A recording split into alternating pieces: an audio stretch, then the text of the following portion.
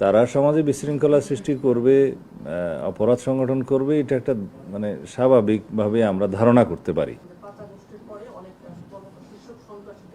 ও হ্যাঁ, ওইটা আর কমে না। হ্যাঁ, না 5ই আগস্টের পরে অনেক শীর্ষ সন্ত্রাসী এবং অনেক দাগী আসামি জেলখানা থেকে বেরিয়েছে, আমরা তখন লক্ষ্য করেছি।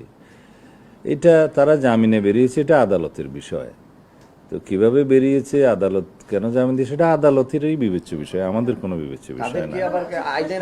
আমি জবাব দেওয়ার আগে যদি মাঝখানে আরেকটা বললে তো হয় না। এখন তারা যেহেতু তারা স্বভাবগত অপরাধী বলে অনেকেই চিহ্নিত, তারা সমাজে বিশৃঙ্খলা সৃষ্টি করবে, অপরাধ সংগঠন করবে, এটা একটা মানে স্বাভাবিকভাবে আমরা ধারণা করতে পারি। কিন্তু পুলিশ কোনো অ্যাকশন নিতে গেলে সেই ক্ষেত্রে আমাদেরকে আইনানুগভাবে যেতে হয়, এবং কারো যদি অভিযোগ থাকে, থানায় মামলা থাকে, সেটা তদন্ত করে যেতে হয়। আর যেগুলোর কথা আপনারা বললেন যে একজন শীর্ষ সন্ত্রাসী নিহত হয়েছে, সেই বিষয়ে পুলিশ তদন্ত করে দেখছে, এবং সে শীর্ষ সন্ত্রাসী হোক আর যাই হোক, হত্যাকাণ্ড মানেই হত্যাকাণ্ড, সেটা আইনের আওতায় অবশ্যই আসবে। কেউ যদি সে বিষয়ে মামলা দায়ের করে অথবা পুলিশ ইউডি মামলা করে, সেটা তদন্ত হবে। এটা স্বাভাবিক প্রক্রিয়া, এখানে ব্যতিক্রম হিসেবে দেখার কোনো কারণ নেই।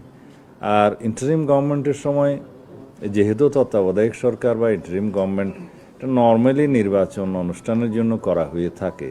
তো যেহেতু দীর্ঘদিন যাবৎ ইন্টারিম গভর্নমেন্ট ছিল, যেহেতু তারা নির্বাচিত সরকার ছিলেন না, এবং সেই ক্ষেত্রে বিভিন্ন ডিপার্টমেন্টের অ্যাক্টিভিটিসগুলো তারা সেইভাবে হয়তো যাচাই বাছাই করে দেখতে পারেনি, হয়তো নিয়ন্ত্রণ সেইভাবে ছিল না, যার কারণে ল অ্যান্ড অর্ডার সিচুয়েশন হয়তো কিছুটা মানুষের আশা অনুরূপ হয়নি বা স্বাভাবিক ছিল না।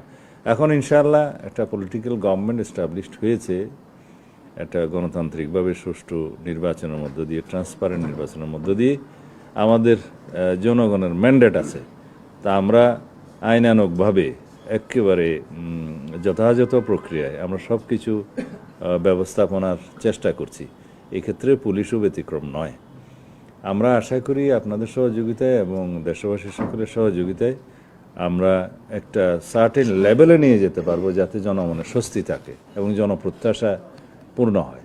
তো যেহেতু আমরা উত্তরাধিকার সূত্রে এমন একটা ফ্রেজাইল অবস্থায় আমরা এই অর্গানাইজেশনগুলো পেয়েছি, এগুলোকে আবার রিঅর্গানাইজ করা, ডিসিপ্লিনে নিয়ে আসা, ইন অর্ডারে নিয়ে আসা একটু সময় সাপেক্ষ।